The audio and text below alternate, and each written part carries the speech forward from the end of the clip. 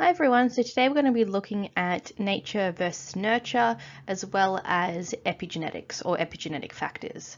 The study design dot point says you need to know the proportionate influences of genetic material and the environmental and epigenetic factors on phenotypes, which might not sound like anything to you, but we're going to get into each of those parts, and by the end of this you'll understand all of it. So what is nature and what is nurture? Well, nature is determined by your genetics. It's your DNA sequence, it's your genes, it's your alleles. That's what we mean by nature. Nurture is determined by our environment. So the climate, the food you eat, your upbringing, all of those things are what we consider to be nurture. Nature versus nurture is often a question that a lot of people ask about why we are the way we are. Is it because of our nature or is it because of our nurture? And for the most part, it might be both, which is what we're going to look at in just a second. What determines your phenotype? We already know that it's your genes, so the way that your genes are expressed. It's your genes code for your proteins. Multiple genes usually control different traits. For example, your eye color is one of your phenotypes. This is controlled by 16 genes. The interaction between the genes and the proteins produced are also what determine your phenotype. And again, your allele, so what version of that gene that you inherit from your parents. However, the environment can also have an effect on your phenotype. So things like food and nutrition, climate, light, UV rays, drugs, chemicals, toxins, pH, all of that could have an influence on your phenotype as well as other organisms' phenotype. So we're also thinking about plants, not just animals. So in terms of pH, this can have a big impact on the phenotype of some plants. You can think of this as in your genes determine the color of your skin. So that's determined by your genetic code. However, if you spend a lot of time in the sun, your skin is going to get darker, and that is a result of your environment. So your phenotype is changing a little bit because of the environment, even though your genes code for a specific skin color. We also look at how epigenetic factors determine your phenotype, and we're going to get into this in a little bit. So what are environmental factors? When we talk about the environment, I'm not just talking about nature, I'm also talking about your food and nutrition, the climate, light, UV rays from the sun, for example, any sort of medicines or toxins, pH. Not all phenotypes are affected by the environment though. For example, your blood type never changes, regardless of what environment you're in. Here are two examples of how the environment can determine phenotype or can affect phenotype. This first image up the top, this is a Himalayan rabbit, and when the Himalayan rabbit is exposed to cold environments, it produces, or its fur color becomes darker. So you can see naturally the ears, nose, paws and tail, which are colder extremities of the body, they tend to have darker fur. So we can do a test on this. So for example, part of the rabbit's fur is shaved, an ice pack is put on the rabbit, and the hair regrows as brown or darker. This is because of the environment. The second example down the bottom is hydrangeas, and hydrangeas phenotypes can differ depending on their environment, particularly the pH of the soil. So if you have acidic soil, you're going to have a blue hydrangea flower. If you have a more alkaline soil, you're going to have a pink hydrangea flower. What are epigenetic factors? Well, they are the molecular interactions with DNA that modify gene expression, and they're often the result of environmental changes. So what I mean by that is that different molecules can interact with your DNA or another organism's DNA, and it can change your gene, the way those genes or that DNA is expressed in as your phenotype. Often environmental factors can cause these biochemical changes, and therefore genes can either be turned on or turned off. It's really important to note that this does not change your DNA sequence. So your DNA stays exactly the same. It is just parts of your DNA, so your genes, are either turned on or turned off as a result of those molecular interactions. Here is an example of that. So we have epigenetic factor X being present. So we have an epigenetic factor.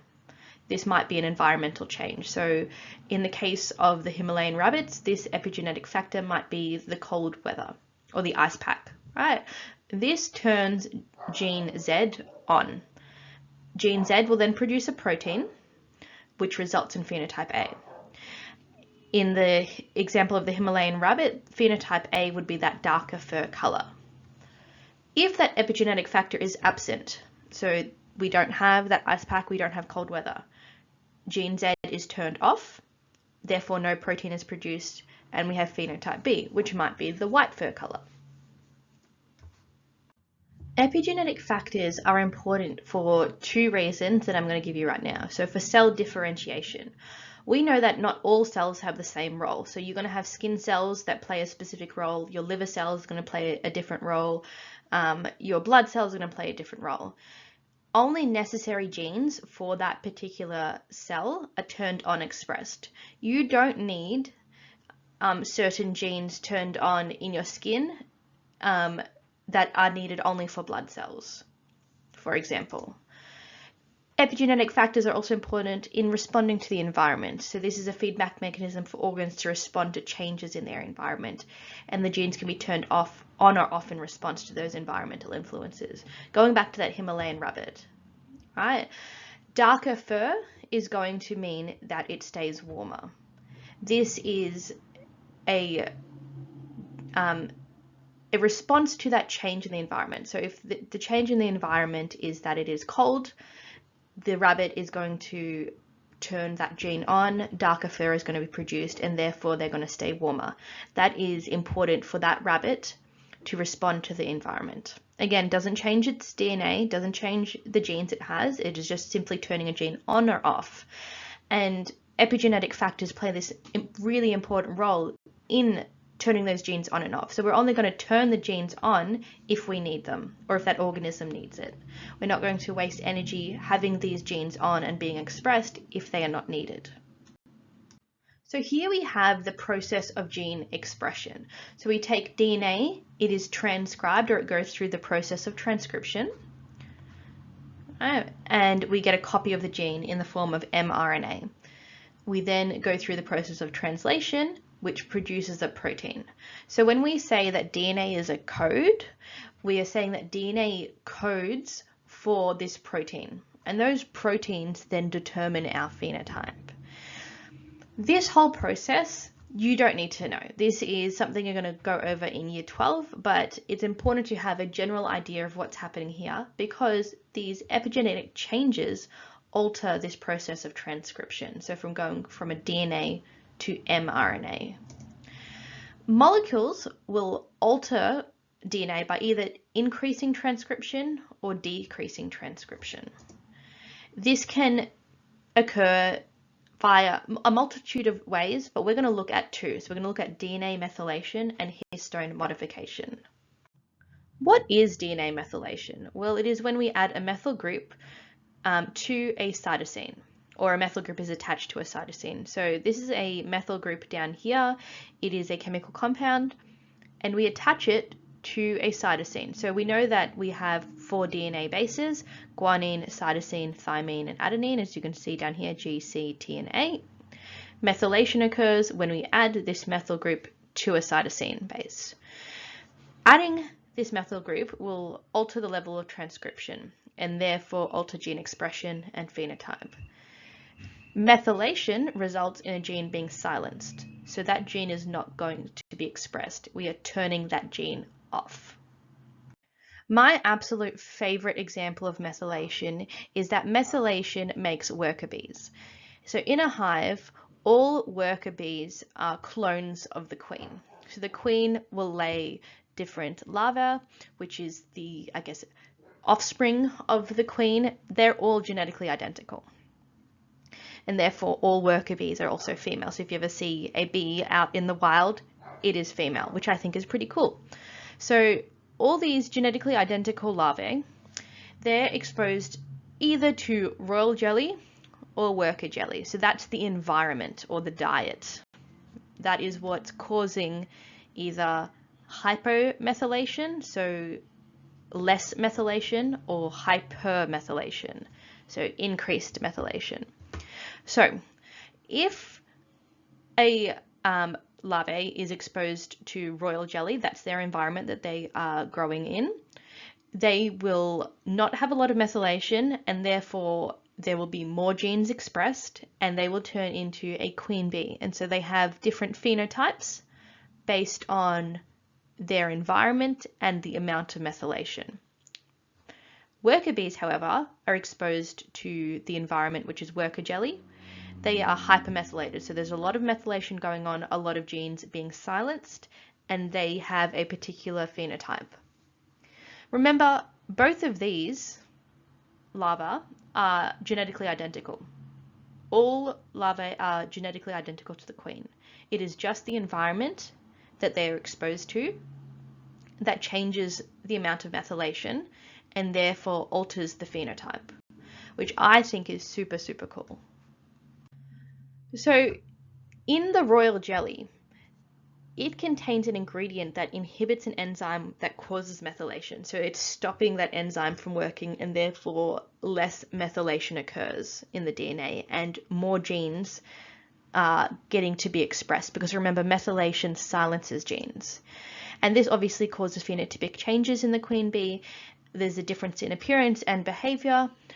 And scientists have actually mimicked the effects of royal jelly on worker bees, and this causes the same phenotypic changes. So they took some worker bees, put them in royal jelly, and they were able to express genes and have this queen phenotype. So this is just an example of methylation. You don't need to memorize this. I think it's just very, very interesting. I really like bees, and so hopefully this has been a little bit of an interesting tidbit of information about bees that you also will take with you and find very interesting. The second type of epigenetic factors that I want you to know about is histone modification. So if we think back to when we were looking at DNA and chromosomes, you know that histones are proteins that the DNA winds itself around to form that chromosome shape. So this particular enzyme, histone methyltransferases, so HMT enzyme, you don't need to remember this, but it's just a good background knowledge. This enzyme joins those methyl groups that have been attached to the cytosines, and they take those methyl groups and they twist them in to join them to a histone tail. Now, this modifies how tightly or how loosely the DNA is wrapped around these histones. So if we have lots of methyl groups being attached to histone tails, lots of histone modification, we can say that it is tightly packed or tightly wrapped, like this example up here, and therefore less transcription and less gene expression occurs, because the enzymes that are involved with expressing those genes can't get to the genes because they're too tightly wound up. So we're silencing genes again if we have histone modification. However, if we have loosely packed or loosely wrapped histones or DNA around histones, we can have more transcription, because now those molecules have access to those genes, to those DNA sequences, to transcribe them and therefore express that gene as the phenotype. So lastly, can epigenetic factors be inherited? The answer is no. We've done a lot of research to investigate this, and we do not inherit epigenetic factors. We call them somatically heritable, meaning that methylation, that histone modification, can be passed on during mitosis in our own body. So if some cells have a lot of methylation or histone modification when they are dividing during mitosis in our own body, they will pass on that same level of methylation or same level of histone modification. However, you don't pass that on to your offspring. So we do not get passed on through gametes during meiosis. It's important to remember that epigenetic factors do not change your DNA, but rather they affect the transcription of DNA. So that expression of the DNA as your phenotype. So they're changing that expression. They are altering the phenotype, but your genotype stays exactly the same. And as usual, I'm going to leave you with this meme.